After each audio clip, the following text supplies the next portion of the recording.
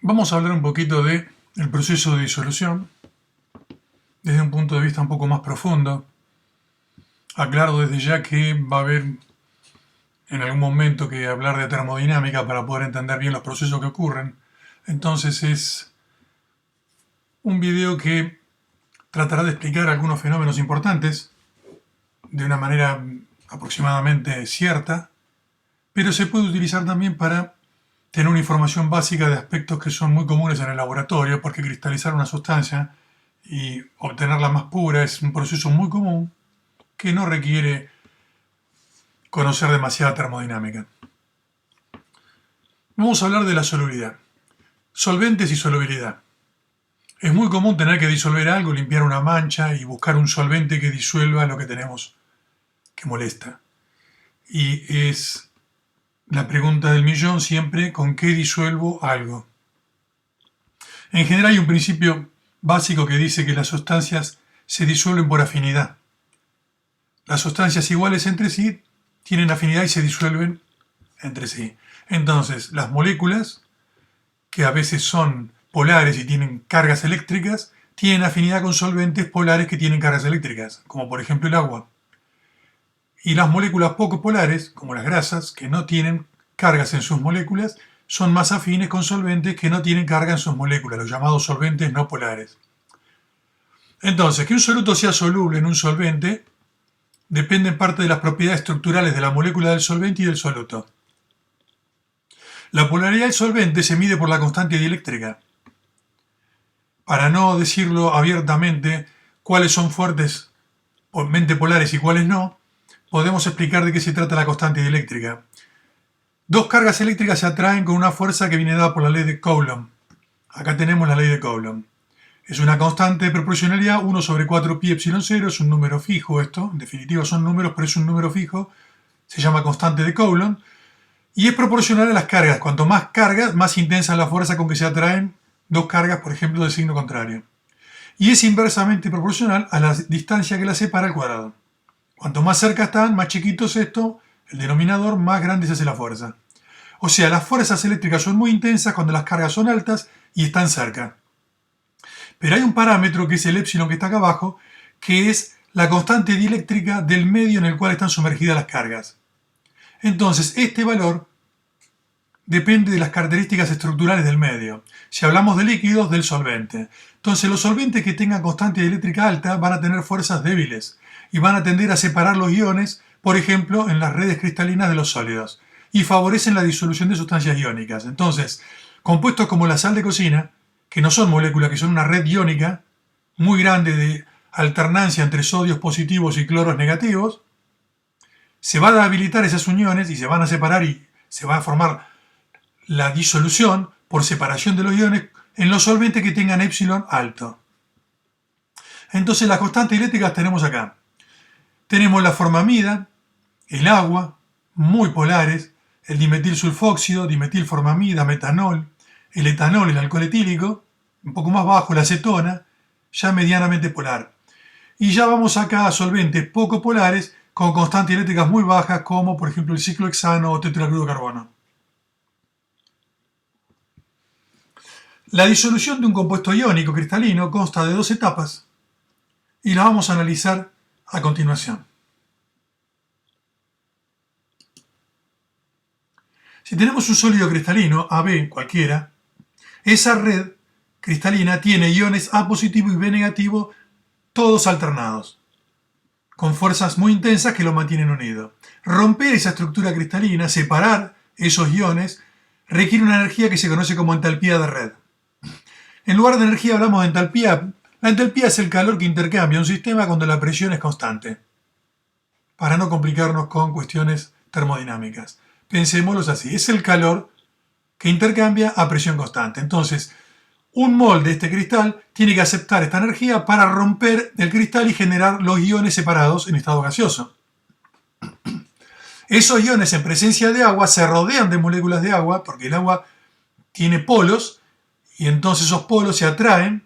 En la zona del oxígeno el agua es negativa, se acercan por el oxígeno al catión, y por las puntas tienen hidrógenos positivos y se acercan al anión. Entonces se produce una nube de agua que rodea los iones y eso estabiliza los iones y se pierde una energía que es la energía de hidratación.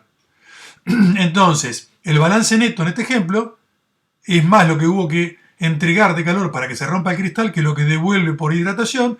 Entonces esta flecha roja indicaría que hay un delta H de disolución positivo.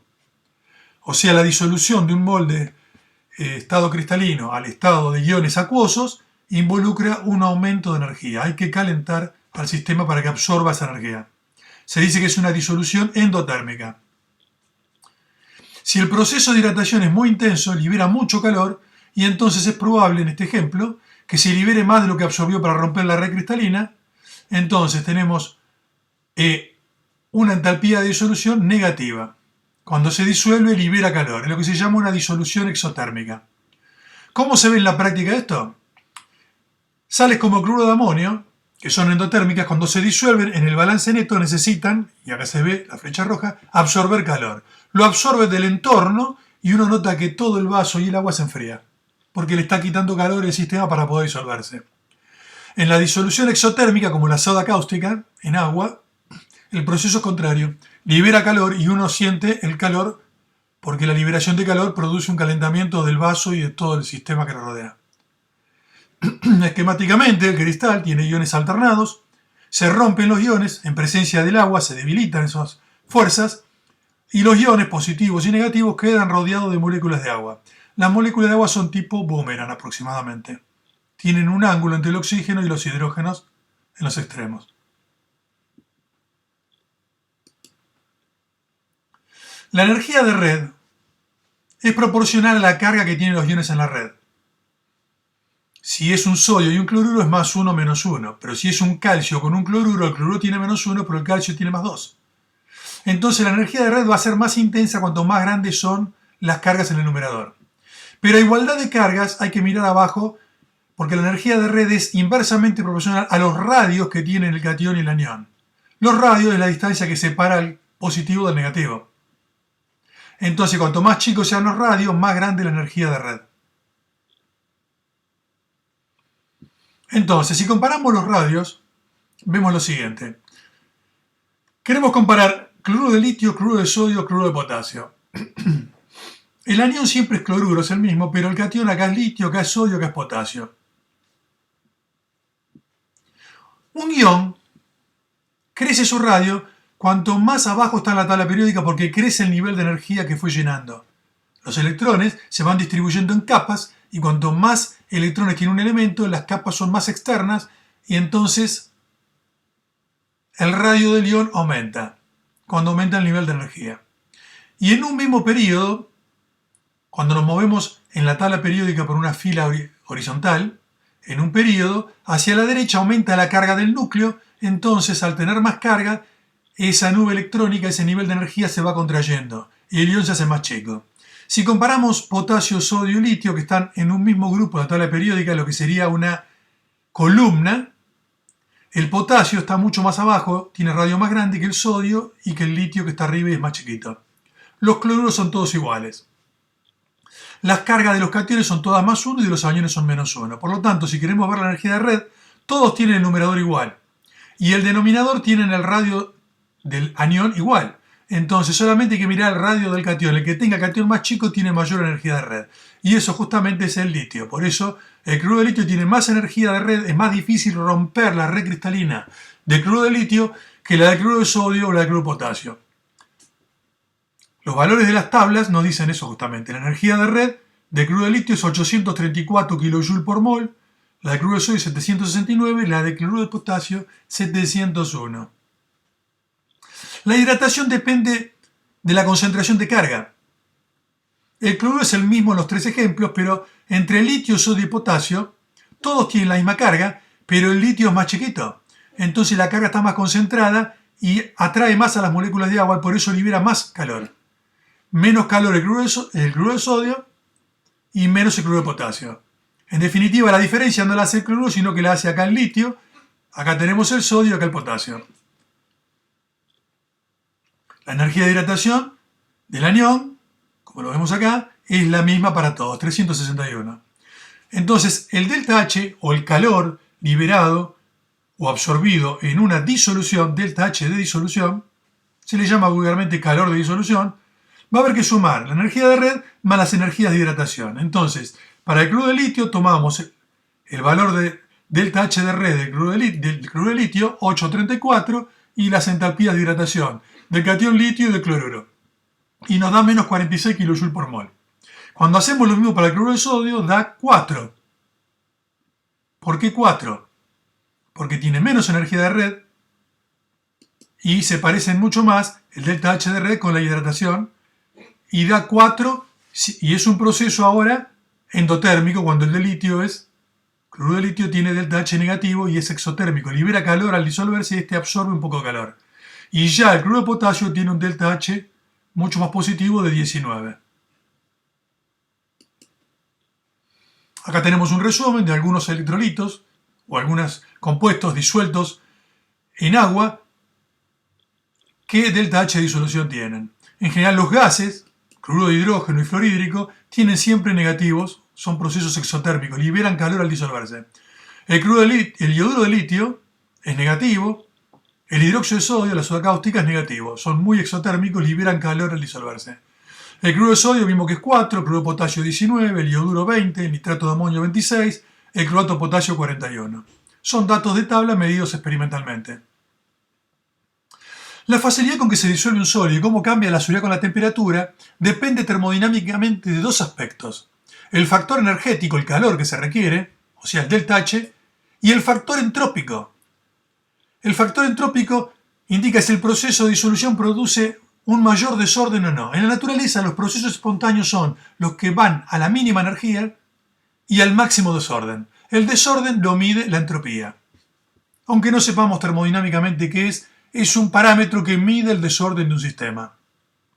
Cuando algo se disuelve, en general la entropía aumenta porque los iones están ordenados en el cristal en disposición geométrica espacial muy regular y cuando se disuelven pasan a la solución y se desordenan. Entonces, para los que conozcan un poquito más de termodinámica, nos metemos un poquito más en esto. La factibilidad de un proceso cualquiera, y de la disolución en particular, depende de una función que se conoce como energía libre de Gibbs, que depende del factor energético y del desorden, o sea, de la entalpía, el calor, y la entropía, el desorden. El delta G en la disolución sería el delta H menos T por delta S. Es una fórmula que aparece hasta en los libros de las escuelas secundarias. Entonces, el proceso es espontáneo, cualquier proceso, cuando el delta G tiene signo negativo. Entonces favorece que sea delta G negativo si el delta H es negativo. O sea, los procesos de disolución exotérmicos son favorables desde el punto de vista a la disolución, porque van a liberar calor. Pero además dependen del factor entrópico. Como el delta S en general es positivo, T es la temperatura absoluta y es positiva siempre, esto a medida que la temperatura aumenta, la parte esta negativa va a aumentar la parte negativa, entonces va a tender a que delta G disminuya. Entonces los aumentos de temperatura en general van a favorecer el delta G negativo, van a favorecer el proceso de disolución. Como T multiplica el delta S sería una especie dependiente de T. O sea, un mismo cambio de temperatura va a ser más grande el efecto en el delta G cuando el delta S sea mayor. Y eso es lo que hace que el aumento de temperatura en algunas sales produzca un aumento brusco de solubilidad y en otros casos no.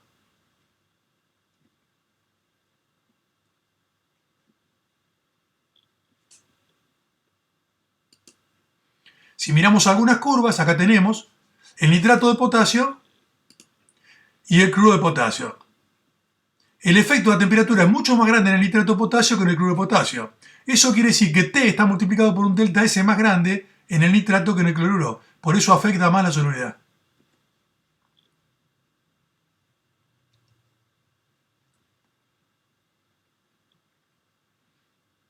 Vamos a hablar de la cristalización. ¿Qué es la cristalización? La cristalización es la aparición de una fase sólida en el seno de una solución inicialmente homogénea. Hay algo disuelto y un cambio de temperatura o un reactivo químico produce la insolubilización de un componente que está disuelto y empieza a separarse de la solución y a depositarse por acción de la gravedad. Ese fenómeno, la formación de un precipitado en el fondo del recipiente, se llama la cristalización. Es un método empleado para purificar sólidos consiste en disolver una sustancia impura en la mínima cantidad de solvente adecuado, casi a ebullición para que se disuelva bastante, y al enfriar se presentan tres situaciones posibles. Las impurezas son insolubles, entonces es muy fácil de separarlas porque se filtran caliente y quedan retenidas en el papel de filtro. Las impurezas son solubles, no se pueden separar filtrando. Se deja enfriar y al enfriar baja la solubilidad y el sólido que estaba disuelto pasa a cristalizar. Una parte queda en la solución y una parte cristaliza pura. La impureza generalmente es poca en proporción y permanece en solución. Entonces no contamina el sólido que se separa. Y si están las dos impurezas, las solubles y las insolubles, primero se filtran caliente para separar las insolubles y finalmente se separan las solubles al cristalizar. Es un método que se empleó desde hace muchísimos años para purificar sustancias sólidas. El proceso siempre produce una pérdida porque al enfriar una parte del soluto que estoy purificando queda disuelto. Eso se pierde.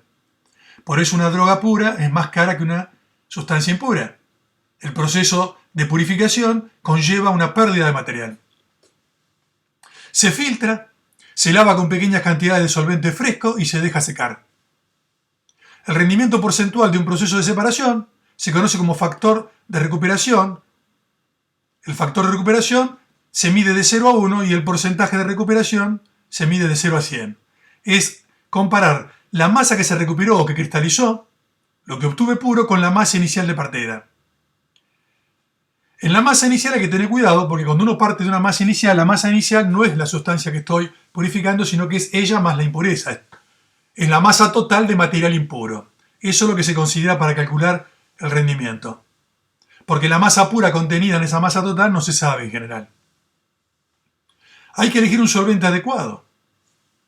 Bueno, acá les dejo unos pequeños criterios para la elección de solvente. Debe permitir recristalizar con un alto factor de recuperación. Vamos a ver más adelante que hay una formulita que está acá, que la vamos a demostrar.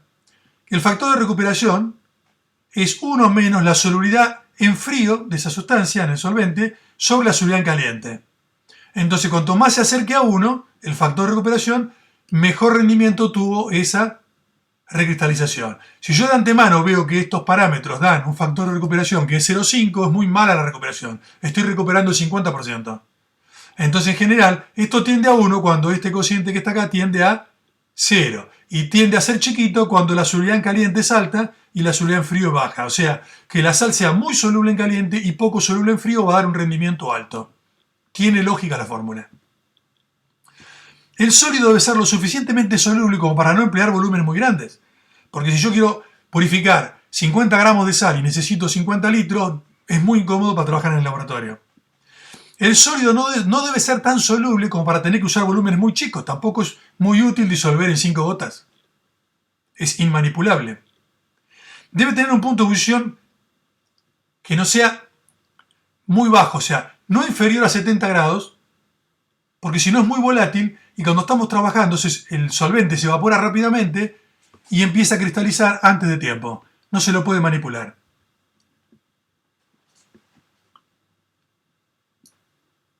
No debe tener punto de ebullición muy alto, porque cuando lo queremos recristalizar y evaporar para que el solvente se vaya y deje el sólido puro, tarda mucho en secar.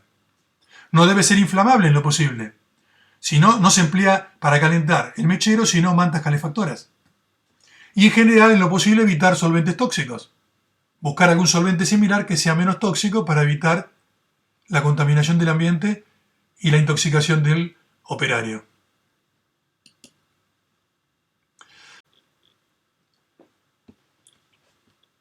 Resumiendo, la recristalización es un método para purificar sólidos. ¿En qué consiste?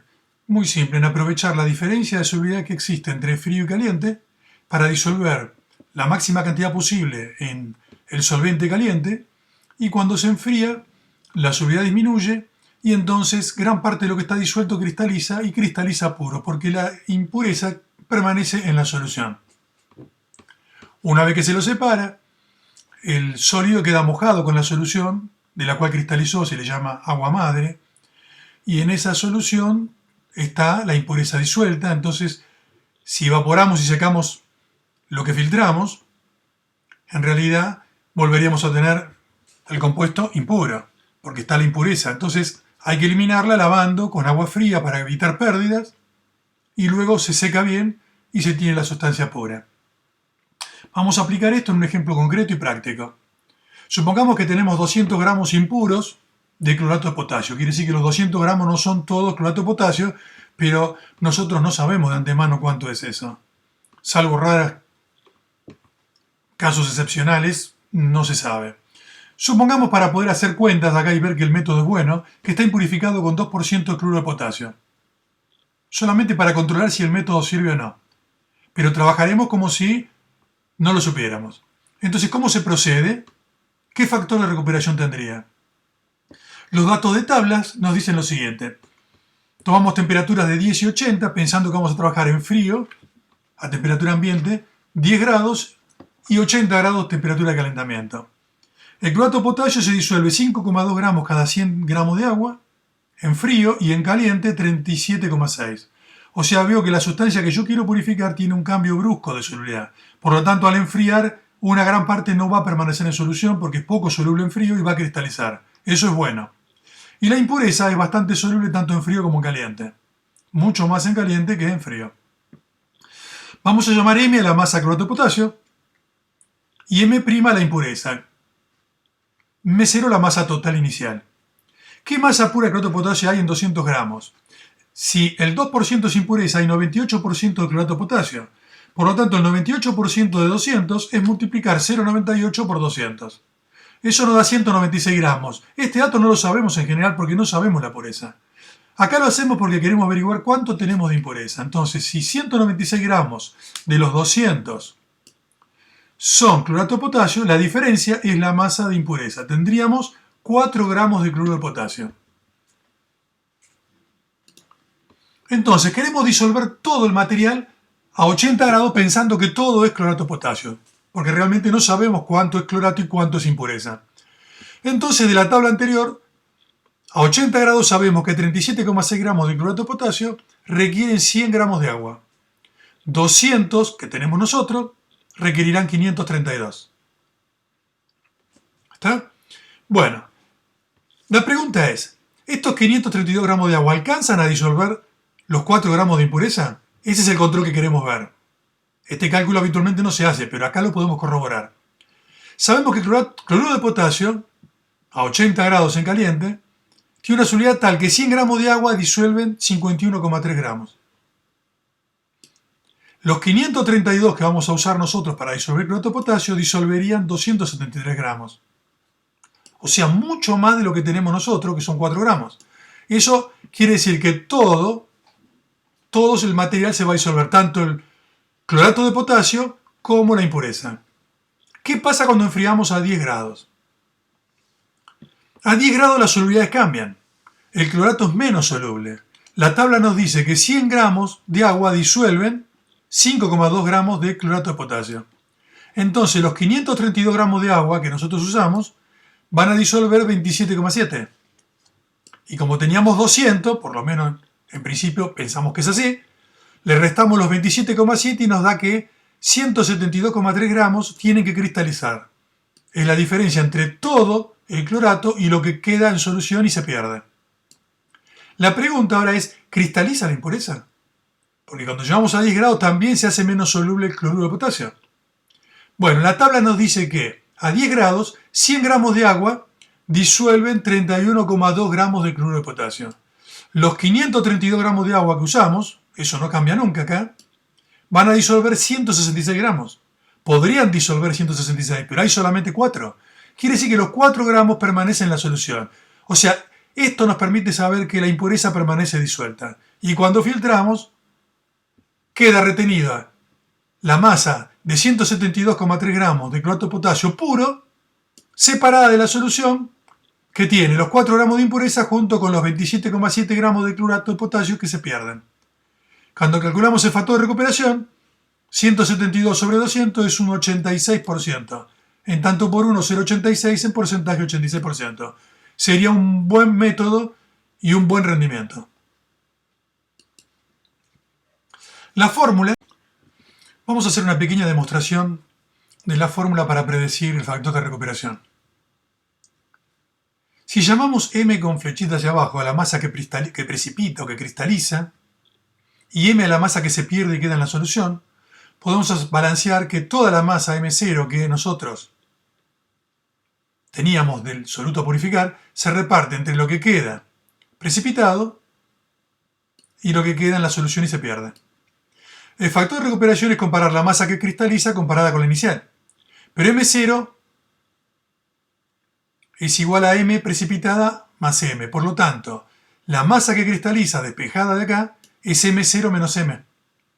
Distribuyendo el denominador nos queda 1 menos M sobre M0. Quiere decir que el factor de recuperación es 1 menos la masa que se pierde, que queda disuelta, sobre la masa total inicial. Vamos a ver cómo es la solubilidad. La solubilidad son gramos de sal cada 100 gramos de agua. Si yo divido la masa de sal por la masa de agua me da cuántos gramos de sal por cada gramo de agua. Multiplicado por 100 me da por cada 100 gramos de agua. Eso es la solubilidad. Entonces a 80 grados la solubilidad va a ser la masa que se disuelve, que es toda, porque a 80 grados disolvemos M0, sobre la masa de agua que se emplea. La masa de agua siempre es la misma en la cristalización. Lo que se separa es el soluto. El agua, el solvente en la solución siempre es la misma. Entonces, despejando de acá M0, nos queda que M0 es la solubilidad 80 por la masa de agua sobre 100. Se disuelve todo M0 a 80 grados. Cuando se enfría a 10 grados, la solubilidad va a ser la masa que se disuelve, en frío se disuelve M, en la parte que se pierde, sobre la misma masa de agua, la masa de agua en la solución es fija, por 100. Esto me da cuántos gramos por cada gramo de agua y por 100 me da 100 veces más, o sea, cada 100 gramos de agua. Despejando la masa M que se pierde, va a ser la solubilidad a 10 grados por la masa de agua sobre 100. Es lo que permanece disuelto. Lo reemplazamos en la fórmula anterior y nos queda 1 menos M es todo lo que está acá, va en el numerador, y M0 es todo lo que está acá, va en el denominador. 100 se puede cancelar, la masa de agua es la misma, se cancela, y me queda una relación de solubilidad en frío sobre solubilidad en caliente, que es exactamente la fórmula que queríamos demostrar. Aparece en los handbooks la fórmula y uno dice ¿de dónde salió? No es misterio, todo tiene su explicación. Y un segundo problema de cristalización. Si se tienen 25 gramos de nitrato de potasio en 50 gramos de agua y se calienta hasta 50 grados para disolver, al enfriar, ¿a qué temperatura aparecerán los primeros cristales? B. Si se deja llegar a 10 grados, ¿qué masa cristalizará? ¿Y qué masa de agua habría que agregarle al final a 10 grados para que se disuelva toda la sal de nuevo, pero en frío, a 10 grados? Entonces, tenemos un gráfico acá, una curva de solubilidad en gramos de sal cada 100 gramos de agua y la temperatura en Celsius. Nuestro sistema tiene 25 gramos en 50 de agua, pero acá se representan en el eje gramos cada 100 de agua. O sea, nuestra proporción 25 en 50 equivale a tener 50 gramos en 100. Lo llevamos cada 100, es una regla de 13, ¿no? Es saber, cada 100 gramos de agua, ¿cuánto tendríamos de soluto nosotros? Esta proporción de 25 en 50 es como haber puesto 50 en 100. Para ubicarnos en este eje, ¿en qué punto estamos? Estamos en el punto de 50. Entonces se calentó a 50 grados, acá tenemos 30, 40, 50, estamos en este punto. Vemos que 50 gramos cada 100 se disuelven a 34, ya arriba está todo disuelto. Cuando el sistema se va enfriando, viene avanzando por esta curva porque el sistema siempre tiene 50 gramos cada 100 de agua. Entonces va bajando la temperatura y cuando llega a 34 grados está saturada la solución. Y ya cuando desciende la temperatura, la solubilidad vemos que baja. Baja, baja, baja, baja, baja, baja, baja. Y cuando llego a 10 grados, bajó a 20 cada 100. Entonces, empieza a cristalizar a 34 grados. Está respondida la parte A. Ahora, la solubilidad que tiene a 34 grados es 50. Es tener saturada nuestra solución. Cuando vamos a 10 grados, aproximadamente es 20. Quiere decir que hubo un descenso en la solubilidad de 30. 50 menos 20 es 30. O sea, la diferencia es que a 34 grados hay 50 cada 100 disueltos y a 10 grados en frío hay 20 cada 100 disueltos. Hay una diferencia de 30 cada 100 gramos de agua. 30 gramos cada 100 de agua. Entonces, cada 100 gramos de agua cristalizan 30, que es la diferencia. Cada 50 gramos de agua, porque nosotros teníamos 50 de agua, cristalizan 15. Y ahí tenemos la masa que cristalizó. Ahora, toda la sal son 25 gramos. A 10 grados, sabemos que 20 gramos de sal necesitan 100 gramos de agua. Está en el gráfico. Entonces, nuestros 25 gramos necesitarán 125 de agua. Y como teníamos 50 gramos iniciales y necesitamos 25, la diferencia son 75 gramos de agua que había que agregar para que se disuelva todo. Son problemas fáciles, pero hay que encararlos pensando muy bien lo que pasa y analizando muy bien la información que nos da el gráfico. Lo interesante del gráfico es que la diferencia de altura nos dice justamente los gramos que cristalizan cada 100 de agua. Como nosotros no tenemos 100 de agua, después hacemos la regla de si cristalizan 30 en 100, en los 50 que tenemos nosotros cristaliza otra cantidad.